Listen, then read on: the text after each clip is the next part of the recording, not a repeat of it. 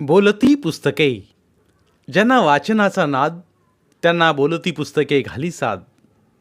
आमचं channel subscribe करा आणि सबस्क्राईब करायला इतरांनाही सांगा. नमस्कार श्रोते मित्र हो. बोलती पुस्तके सादर करत आहे ज्येष्ठ साहित्यिक जयवंत दळवी लिखित कादंबरी कौसल्या. प्रकरण 6. दिवाणखान्यातील कोचावर कौशल्या शांत बसली होती. आपल्याच विचारात आतल्या आत बुडून गेली होती. अलीकडे तिच्यात थोडाफार बदल होत होता. पूर्वीप्रमाणे उत्साह उसळत नव्हता. आपल्या भोवती ती शिंपला बंद करून घेते आहे की काय असं वाटत होतं. थोडं मन रमावं म्हणून ती झुंजारावचे आपले संवाद पाठ करत होती. तेवढ्याच फोन वाजला. तरी ऐकू न आल्यासारखी ती संवाद वाचण्यात गर्क झाली होती. यज्ञेश्वरनं फोन घेतला. हॅलो. Yes sir. जी हाँ, जी हाँ, अभी अभी निकलते हैं, शुक्रिया. त्यानं फोन खाली ठेवला आणि म्हणाला, प्रोड्युसर यशपाल ठाकूरांचा फोन होता. साहेब निघालेत का ते विचारायला. कौसल्यानं फारसं स्वारस्य दाखवलं नाही. मनातल्या मनात संवाद वाचत तिनं फक्त यज्ञेश्वरवरनं थंडपणे नजर फिरवली. साहेब लगेच निघतायत तिने विचारलं. आवाज शुष्क झाला होता. हो. यज्ञेश्वर इतकीही आपल्याला मंजुनाथची माहिती नसते याचं तिला वैषम्य वाटलं. विचारांची देवाणघेवाण थांबते आहे का असा एक विचार मनात येऊन गेला आणि आतल्या आत कोंडल्यासारखं झालं. म्हणजे आजही तालीम नाही. एक तालीम धड झालेली नाही. मला बिझी ठेवण्यासाठी नाटकाचं सोंग आहे का. ती उद्वेगानं म्हणाली आणि तिने विचारलं, यज्ञेश्वर, थोडा वेळ तू माझे संवाद घेतोस. हो चालेल. तेवढ्याच फोन वाजला. हॅलो. यज्ञेश्वर म्हणाला आणि गोंधळला. पलीकडल्या व्यक्तीनं फोन पटकन खाली ठेवला. कुणाचा. कौशल्यानं विचारलं. कोण जाणे. तिनं खाली ठेवला. तुमचं नाव घेतलं, कौशल्या. माझा आवाज ऐकताच फोन पटकन खाली ठेवला. आवाज मात्र बाईचा होता. तिने एकदम पुस्तक मिटलं आणि ती विचार करत राहिली. कुणाचा असेल फोन. आता कितीतरी दिवस झाले बाई नाव सांगत नाही. तिचं मन पुन्हा पुन्हा खंगू लागलं. त्यातून सुटण्यासाठी ती म्हणाली, चल थोडा वेळ तालीम घेऊ.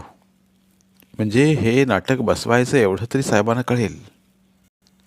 कौशल्या कमळजा झाली आणि यज्ञेश्वर तात्पुरता झुंजारराव. यज्ञेश्वर हाही एक गुणी नट आहे हे तिच्या लक्षात आलं. साध्या तालमीतही तो झुंजाररावांचे संवाद नुसते वाचत नव्हता. रांगात झुंजारराव संचारल्यासारखा संवाद फेकत होता. कमळजा दिवाणावर झोपते, दचकून जागे होते आणि म्हणते, कोण ते. आपण का. उठून निजायचं ना आता. कमळजा, आज निजताना जगदंबेचं स्मरण केलं होतंस. होय केलं होतं महाराज. बरं, एखाद्या पातकाबद्दल परमेश्वराची क्षमा मागितली नसलीस तर आत्ता मागून घे. कमळजा घाबरते, दचकून विचारते, म्हणजे काय महाराज. कमळजा, चल आटप लवकर, मरणाची तयारी कर. ही तालीम चालू असताना बाहेर जाण्याच्या तयारीनं मंजुनाथ आला. यज्ञेश्वरीच्या तोंडचे संवाद ऐकून खवळला. म्हणाला, हट साला, हिरो हिरो होणार आहे. काय झालं साहेब. काय चाललंय काय. ही तालीम. असं विचारित त्यानं अगदी बायकी आवाजात म्हटलं, चल आटप लवकर, मरणाची तयारी कर. म्हणजे जसं काही. चल आटप, पाणी उकळलं, चहाची पावडर टाक. सगळे हसले. कौसल्या इलाज नाही म्हणून अगदी माफक हसली. मंजुनाथ म्हणाला, आधीच हे संवाद आहेत नाटकी. चल, मरणाची तयारी कर. असं म्हणून कोण कोणाला मारित नाही, फटकन मारतो आणि मोकळा होतो. पण हे संवाद म्हणायचे तर मरणाचा थरकाप तरी व्हायला हवा. यज्ञेश्वर शिकाऊ मुलासारखा बाजूला उभा राहिला. मंजुनाथनं कमरेला पट्टा बांधला. सरदाराचा पाठीमागून जमिनीपर्यंत डोलणारा रेशमी रोप गळ्याला बांधला. पट्ट्यात खंजीर खोवला आणि तो झुंजारा होऊन सज्ज झाला. सज्ज होता होता म्हणाला, तालमीत सुद्धा झुंजारावानं जोश दाखवला नाही तर कमलजाच्या अभिनयात जीव कुठून येणार. दुसऱ्या क्षणात मंजुनाथ झुंजारावांच्या भूमिकेत शिरतो. एकदम रंगमंचावर प्रवेश केल्यासारखा वळतो आणि खंबीर करड्या आवाजात म्हणतो, कमलजा, चल, आटप लवकर, मरणाची तयारी कर. एकदम आवाजानंच प्रथम थरकाप उडतो. आपण मला मारणार की काय? कमलजा संशयानं विचारते. हो हो, मारणार. मला आपलं भय वाटतं, कारण आपण असे डोळे फिरवू लागला म्हणजे भयंकर दिसतात. पण पाप म्हणजे काय हे जर मला मुळीच ठाऊक नाही तर मी भ्यावं काय म्हणून. ती भयभीत होऊन त्याच्या डोळ्यांकडे पाहते. जीव घेण्यासाठी आसुसलेले डोळे गरगर फिरू लागतात. आडफ, तो एकदम बोलून म्हणतो, पापाची आठवण कर. आपल्याशी अनन्य भावानं वागते हेच पातक की काय? हेच हेच पातक, आणि याकरताच मी तुला मारणार. पण मला सांगा, झालं तरी काय असं? त्याची मुद्रा एकदम क्रूर होते. झालं तरी काय? माझा अगदी जीव की प्राण असा दस्त रुमाल मी तुला दिला आणि तू तो पिलाजीला दिलास. पाहिजे त्याची शपथ घेऊन सांगते महाराज की मी काही दिला नाही. त्यालाच आणून विचार हवं तर. झुंजाररावाच्या अंगात आता वारं संचारतं. तो जोरानं तिचा हात पकडतो आणि म्हणतो, सांभाळ. वीज चमकून जाते. खोटं बोलू नकोस. मृत्यूच्या जबड्यात सापडले आहेस. आता तरी खोटं बोलू नकोस. या क्षणी मी तुझा प्राण घेणार. म्हणून सांगतो, काय पाप केलं असशील ते सर्व जगदंबेपाशी कबूल कर. कमळजा खचून जाते. गयावया करीत म्हणते, महाराज, धर्माची मर्यादा उल्लंघून मी पिलाजीरावावर कधी लोभ केला नाही किंवा त्याला प्रेमाची खूनही दिली नाही. पुन्हा खोटं बोलला आहेस. माझा रुमाल त्याच्या हातात मी या डोळ्यांनी पाहिलाय. तर मग तो त्याला सापडला असेल. मी काही दिला नाही. तुम्ही त्यालाच बोलावून विचारा. त्यानं सांगितलं ना. जफर अनावर होतो. काय सांगितलं? तुझ्याशी व्यभिचार केला म्हणून. त्याला ते ऐकणं असंही होतं. ती दोन्ही कानावर हात ठेवते आणि ओरडते, शिव शिव शिव, तो असं कधी सुद्धा सांगायचा नाही. आता कशाला सांगेल? तोंडच बंद झालं त्याचं. माझ्या जाधवरावानं तेवढी कामगिरी छान बजावली. अगं बाई, तरी मला वाटलंच तो मेला की काय. ती गर्भगीत होते. त्याच्या केसा गणिक जरी पिलाजी असते तरी त्या सर्वांचा मी माझ्या क्रोधात स्वाहा केला असता. एकदम गरीब होऊन रडू लागते. देवा रे, त्याला कपटानं मारून माझा सर्वस्वी घात केला.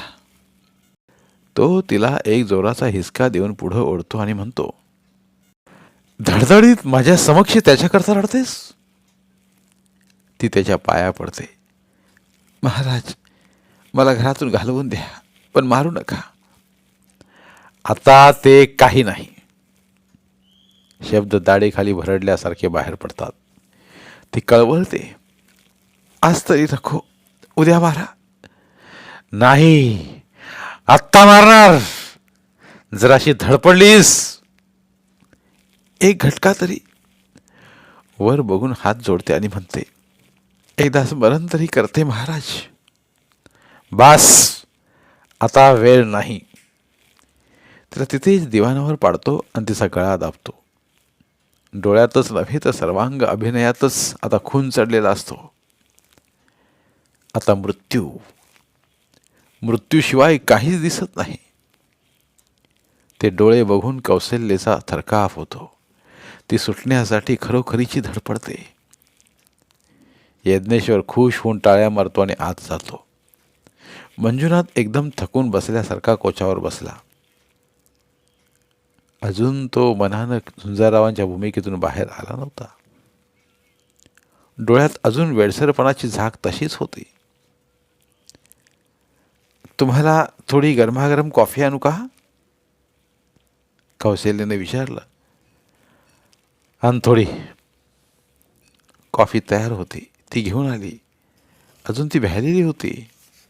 म्हणाली, अजून मला भीती वाटते. मी ठार मारे म्हणून? मंजुनाथ सहजच विचारून गेला. तुमचे डोळे खून चढल्यासारखे. अरे बाप रे. त्यानं रोब, खंजीर, पट्टा काढून टाकला. डोळे किलकिले करीत मिचकावल्याने मोठ्यानं हसत त्यानं विचारलं, खरंच का माझे डोळे इतके खुनशी आहेत? कौशल्या नुसती हसली. काही क्षण ती मंजुनाथच्या डोळ्यांकडे अविश्वासानं पाहत राहिली. आता डोळे बरेचसे स्थिर झाले होते.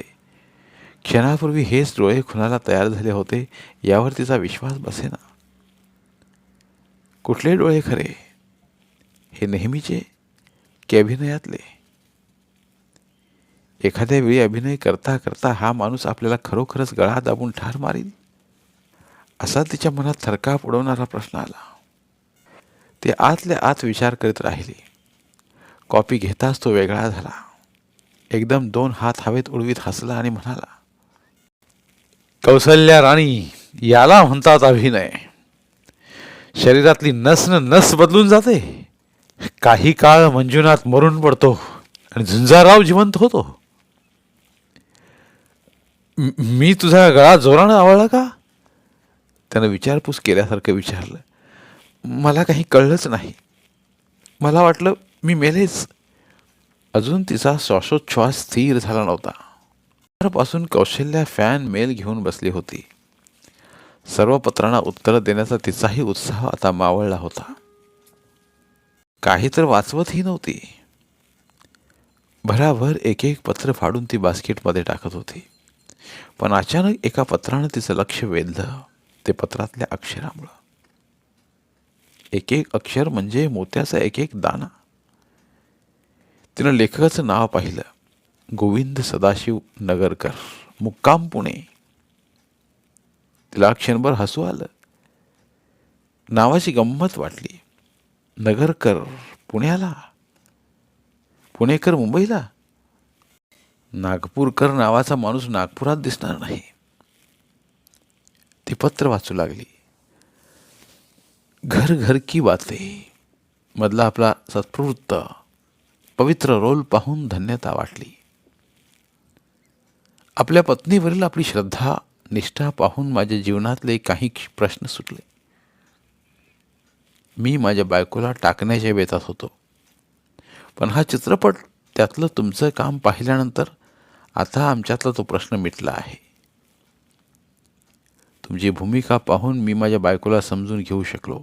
शतशः धन्यवाद. माझ्या कातड्याचे जोडे आपल्या पायात. तिला पत्राचं हसू आलं. घर घर की बाते मधला श्रावण कुमार बायकोवर अत्यंतिक प्रेम करतो. ते एक अत्यंत आदर्श अशा नवऱ्याचं व्यक्तिचित्र आहे. पण श्रावण कुमार म्हणजे मंजुनाथ किंवा मंजुनाथ म्हणजे श्रावण कुमार असा प्रेक्षकांचा समज होत असेल का? पत्राची घडी करता करता पाठीमागे काहीतरी लिहिलं आहे हे तिच्या लक्षात आलं. क्षणभर मनात एक विनोदी कल्पना तळून गेली. त्यानं मंजुनाथच्या पायांचं माप मागितलं असेल का? कातड्याचे जोडे करण्यासाठी?